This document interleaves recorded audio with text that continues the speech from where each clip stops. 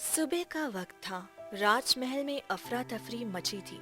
राजकुमार सूर्यवर्धन परेशान होकर अपनी माँ नयनतारा के पास जाते हैं। क्या हुआ पुत्र, तुम बहुत परेशान लग रहे हो। माँ, हमारे राज्य पर आक्रमण हुआ है, इसलिए मुझे अभी और इसी क्षण युद्ध के लिए जाना पड़ेगा। आप मेरी गैर हाजिरी में मेरे बच्चे और मेरी पत्नी का ध्यान रखिएगा। हाँ पुत्र, चिंता मत करो। आखिर वो हमारे राज्य का उत्तराधिकारी है और हमारी वधू है। हम उसकी देखभाल अच्छे से करेंगे और तुम युद्ध में अच्छे से युद्ध लड़ना और सही सलामत आ जाना। मुझे तुम्हारी बहुत फिक्र रहेगी। माँ, मैं अच्छे से युद्ध लड़कर बहुत जल्द आप लोगों के पास आ जाऊंगा।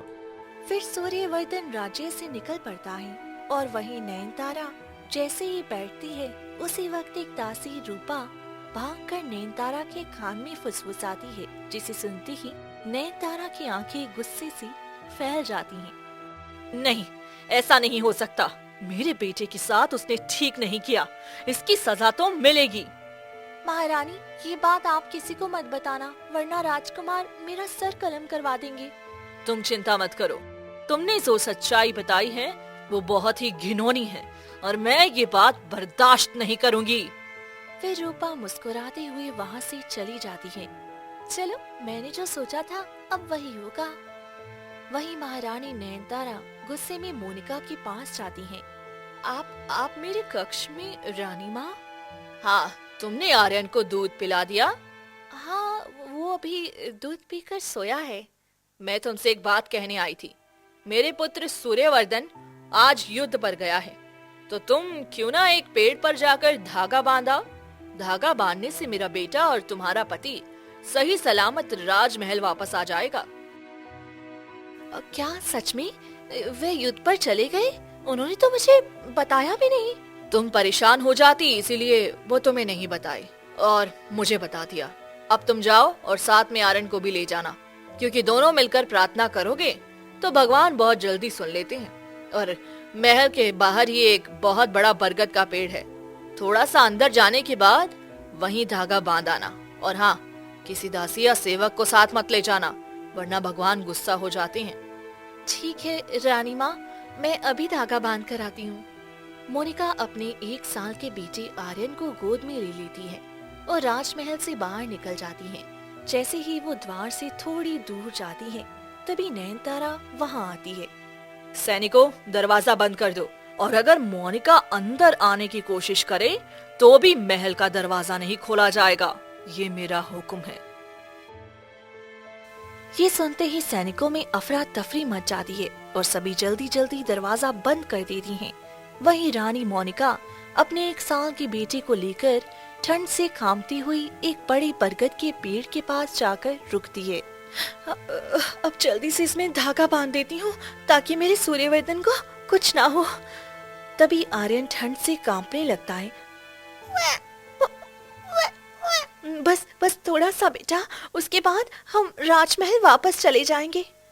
फिर मोनिका पेड़ में धागा बांध देती है। तभी अचानक बर्फबारी शुरू हो जाती है और कुछ ही पल में तेज ठंडी हवा चलने लगती है, जिससे मोनिका और आर्यन के रोंगटे खड़े हो जाते हैं। ये क्या है? हे भगवान, इतनी जोर से ठंड कैसे पड़ने लग गई और इतनी सारी बर्फबारी एक साथ। मुझे जल्दी राजमहल लौटना चाहिए, वरना आर्यन की तबीयत खराब हो जाएगी। मोनिका अपने बेटे को लेकर जल्दी से राजमहल की तरफ निकलती है, लेकिन तभी राजमहल का दरवाजा बंद मिलता है। ये क्या? दरवाजा क्यों बंद है? कोई है? दरवाजा खोलो, मेरे बेटे को बहुत ठंड लग रही है। कई घंटे बीत जाते हैं, लेकिन कोई दरवाजा नहीं खोलता। हे भगवान, ये क्या हो गया? है कोई जो दरवाजा खोल दे। अब मैं इस मासूम बच्चे को लेकर कहाँ जाऊँ? कोई तो मुझ पर रहम करो, दरवाजा खोल दो। वो लगातार रोती और दरवाजा खटखटाती रहती है। दरवाजा खोलो।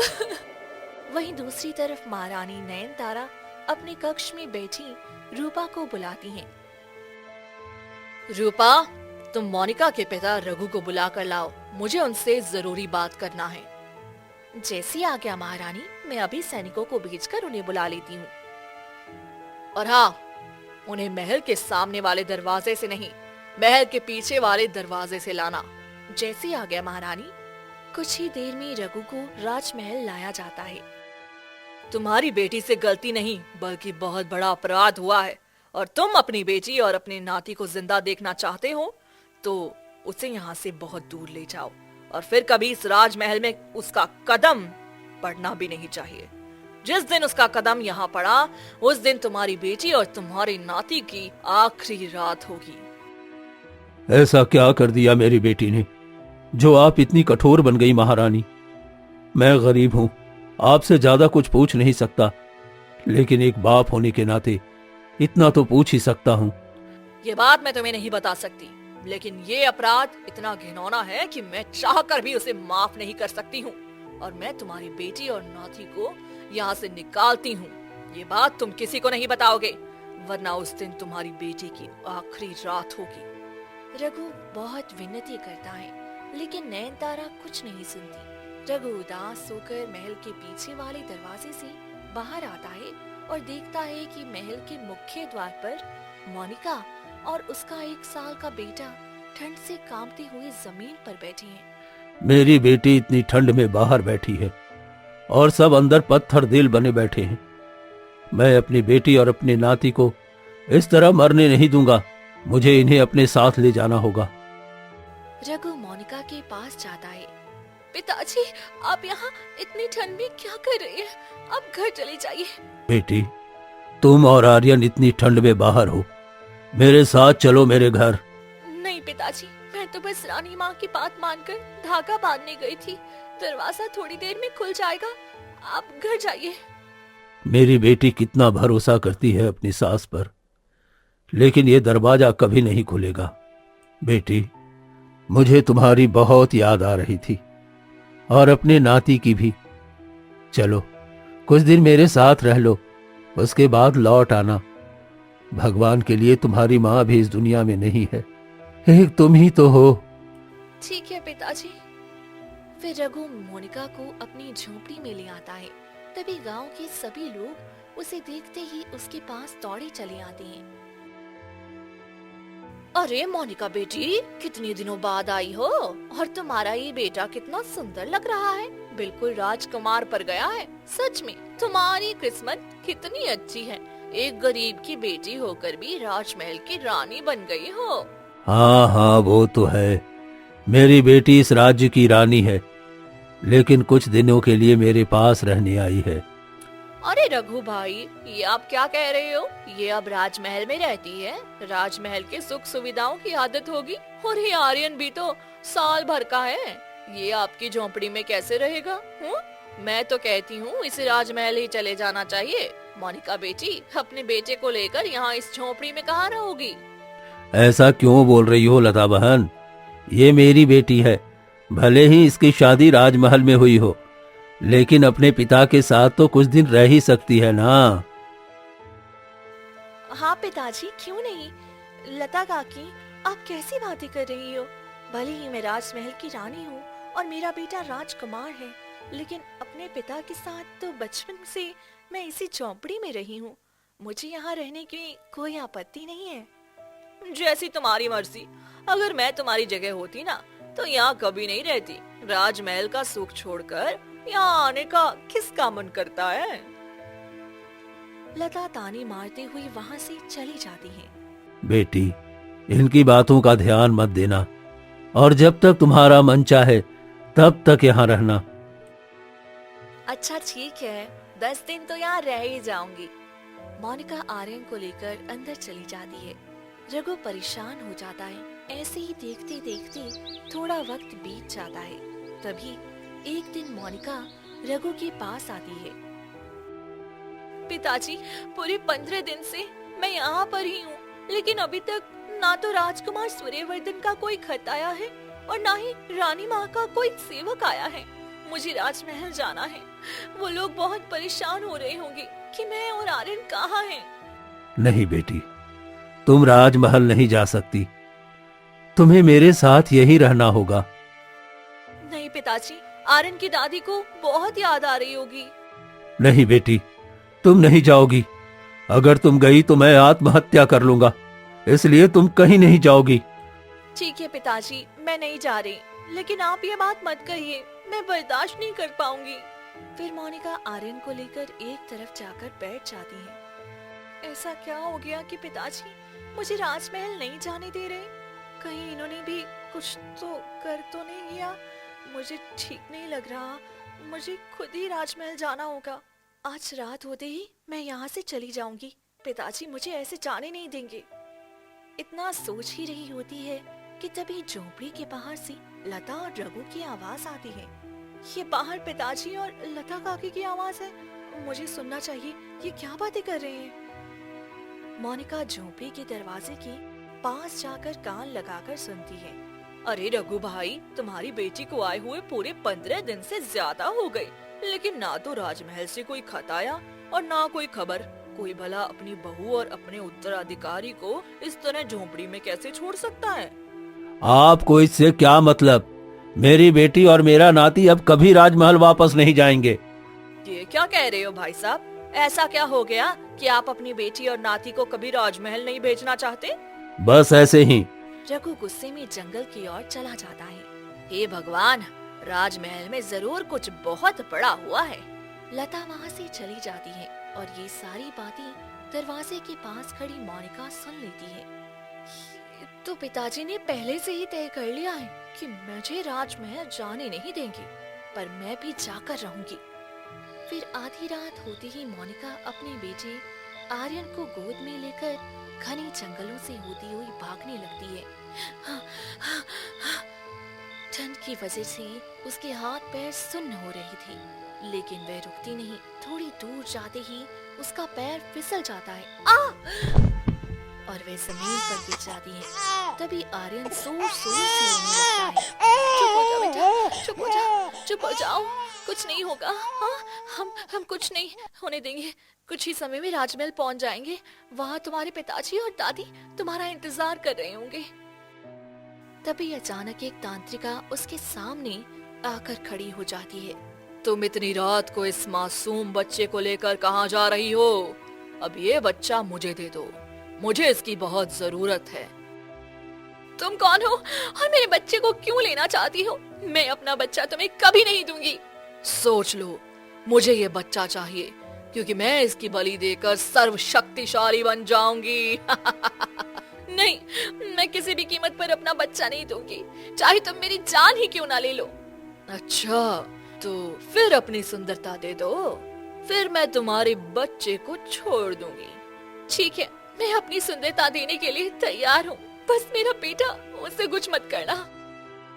फिर तंत्रिका जोर से जादू करती है। तभी वहाँ तेज रोशनी फैल जाती है और एक परी प्रकट होती है। तुम्हारी हिम्मत कैसे हुई फिर से किसी निर्दोष को फंसाने की? इन्हें छोड़ दो। हर बार मेरे रास्ते में तुम ही आती हो, मेरे शिकार से दूर हट जाओ। मैं इस पूरी जंगल की रक्षिका हूँ और यहाँ आने वाले हर प्राणी की रक्षा करना मेरा कर्तव्य है। अच्छा, तो ऐसे नहीं मानोगी तुम। तांत्रिका जादू करती है, लेकिन परी जोर से वार करती है, जिससे तांत्रिका मूर्छित होकर गिर जाती है। परी जी, आप यहाँ? हाँ, मैं यहाँ हूँ। चलो मेरे साथ चलो, वरना ये फिर उठकर तुम्हें नुकसान पहुँचाएगी। मुझे राजमहल जाना है, मुझे अपने पति के पास जाना है। अभी तुम नहीं जा सकती। इस तांत्रिका की नजर पड़ने के बाद ये कम से कम 15 दिन तक पीछा करती है। मैं तुम्हें 15 दिन तक सुरक्षित रखूंगी, उसके बाद ही तुम जा सकोगी। ठीक है, मैं अपने बच्चे की जान के लिए आपके साथ चलने के लिए तैयार हूँ। फिर परी मोनिका और आर्यन को लेकर अपने परी लोग चली जाती है।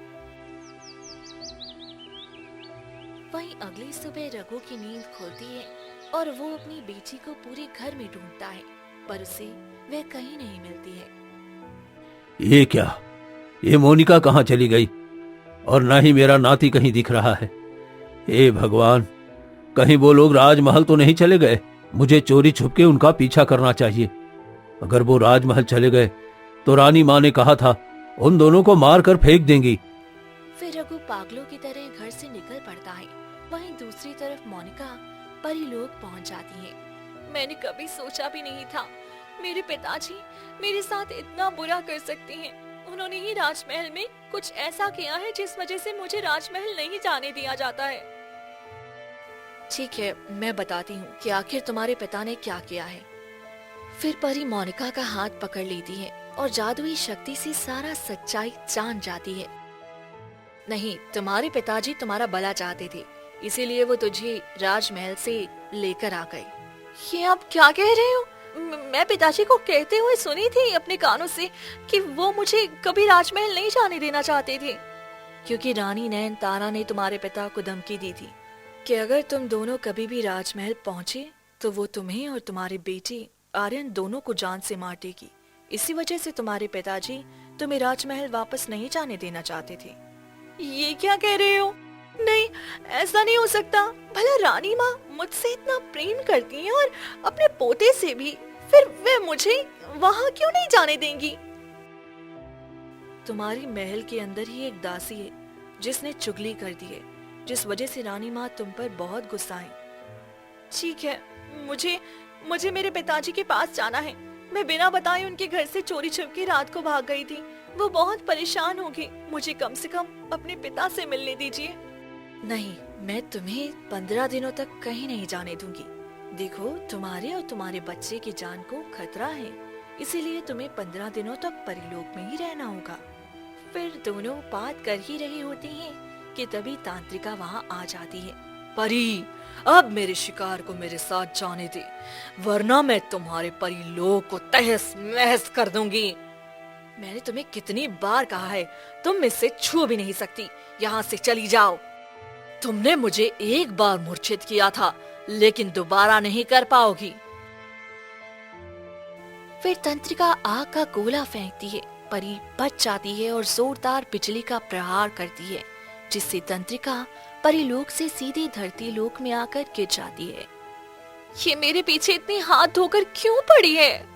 इसीलिए तो मैं तुम्हारे और तुम्हारे बच्चे की जान बचाना चाहती हूँ, इसीलिए यहीं रहो।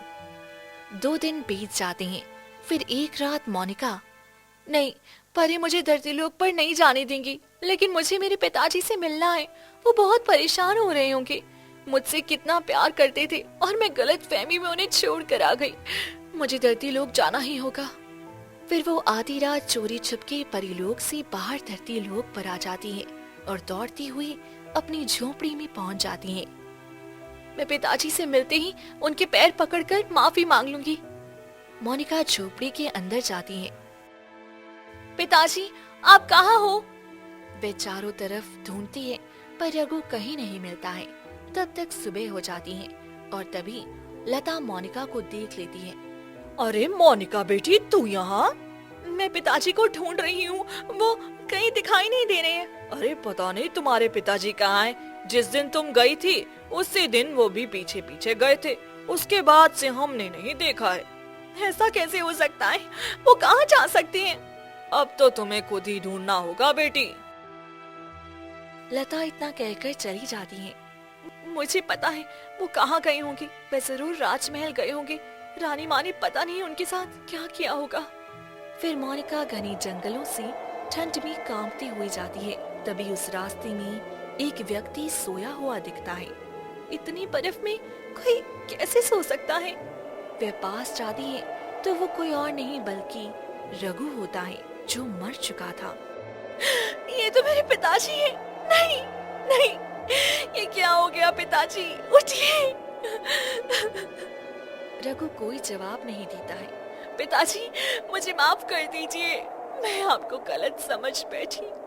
आप मुझे इस तरह छोड़कर नहीं जा सकते हैं। मोनिका फूट फूट कर रोने लगती है और आर्यन भी जोर जोर से रोने लगता है। तभी तांत्रिका वहां आ जाती है और हंसने लगती है। आखिर तू आ ही गई।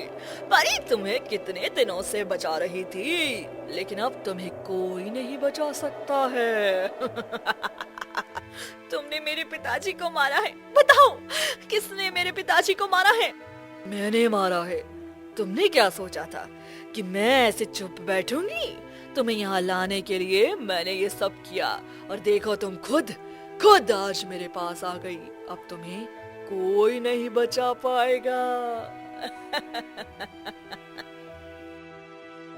फिर तांत्रिका हमला करने ही वाली होती है कि तभी परी वहां आ जाती है। रुक जाओ, बहुत हो गया, अब तुम्हें भी जिंदा नहीं छोड़ूंगी। तुमने बहुत मासूमों की जान ले ली है। फिर परी जादू करती है और तांत्रिका को एक पिंजरे में कैद कर देती है। तुम अब इस पिंजरे में कैद रहोगी और मैं अपनी शक्ति से इस पिंजरे को अदृश्य कर दूंगी ताकि तुम्हें कोई भी देख ना पाए और तुम इतनी सर्दी में इस पिंजरे में कैद होकर हमेशा के लिए मर जाओगी। नहीं परी, तुम ऐसा नहीं कर सकती हो। मुझे छोड़ दो, मुझे आजाद करो। लेकिन परी उसकी एक नहीं सुनती।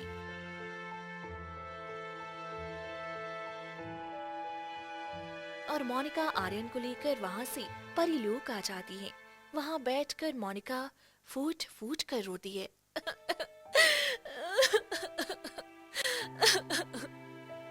मैंने क्या कर दिया? मैंने अपने ही पिताजी को गलत समझा और उस तांत्रिका ने मेरे पिताजी को जान से मार दिया। मैं आखिरी वक्त में अपने पिताजी को ढंग से देख भी नहीं पाई, उनसे माफी मांग भी नहीं पाई।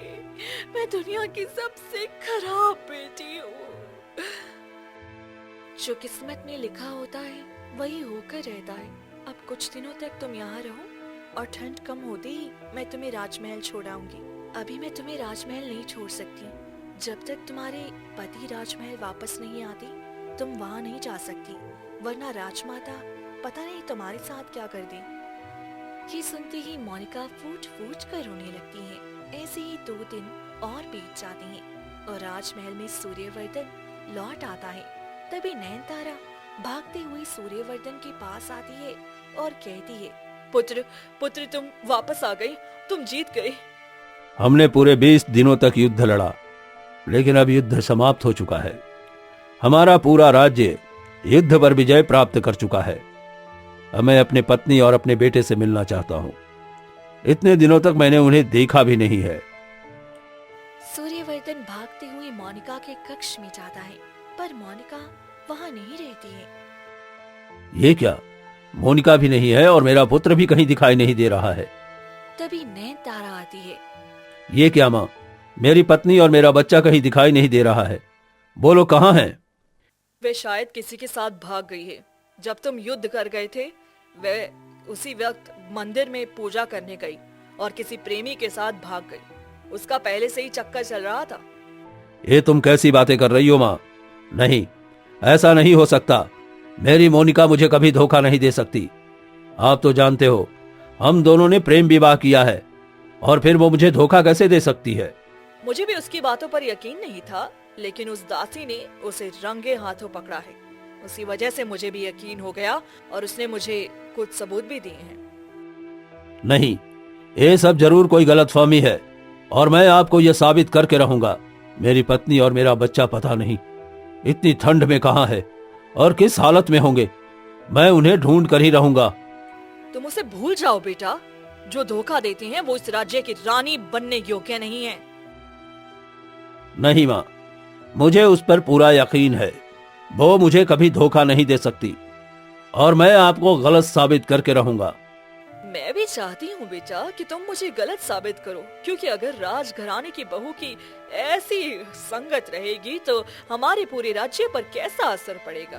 मैं भी ना चाहकर ये अपना रही हूँ, लेकिन मैं भी मन में कभी कभी सोचती हूँ कि काश ये झूठ होता। सूर्यवर्धन गुस्से में राजमहल से बाहर निकल पड़ती हैं और चलती चलती रघु के घर आ जाती हैं।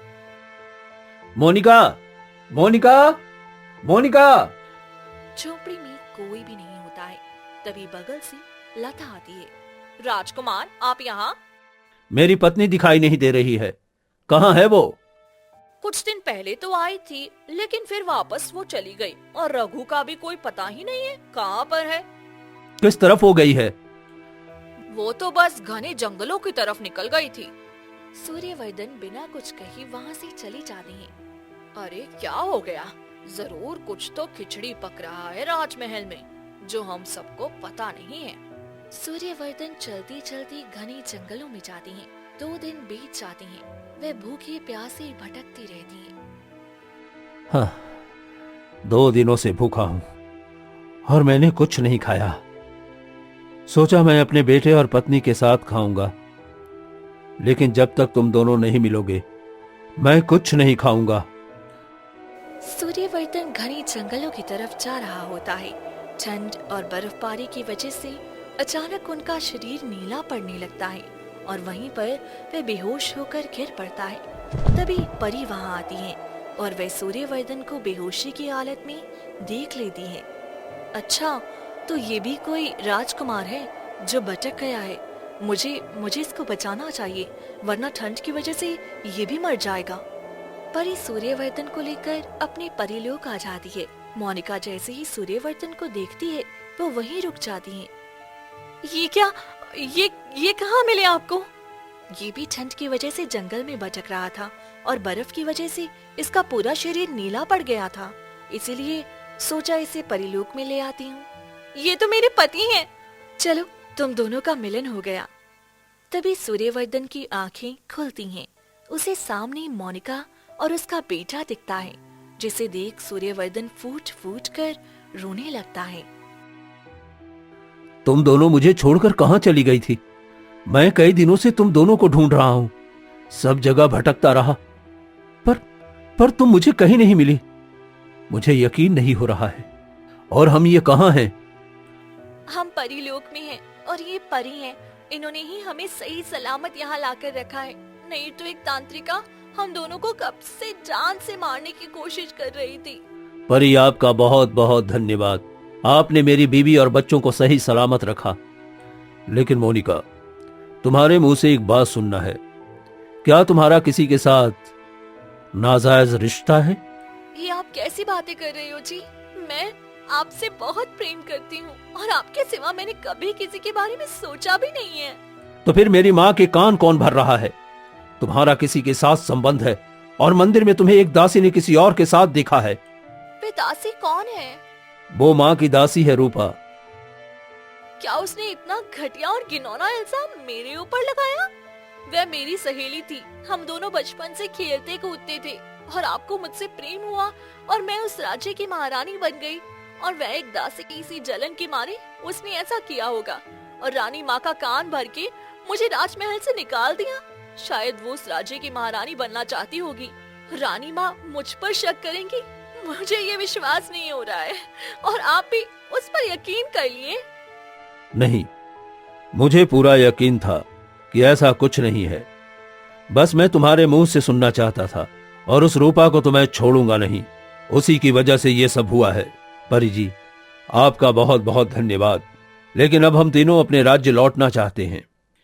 फिर सूर्यवर्धन मोनिका और आर्यन को लेकर राजमहल आ जाती हैं। बेटा, तुम आ गए और इसे वापस क्यों लाए हो? ये बेगुनाह है माँ, और जिस दासी ने आपका कान भरा है उसे मेरे सामने लाइए। उस रूपा को तो मैं छोड़ूंगा नहीं। उसने जलन के मारे मेरी पत्नी पर झूठा आरोप लगाया ताकि वो इस राज्य की महारानी बन सके। ये तुम कैसी बातें कर रहे हो?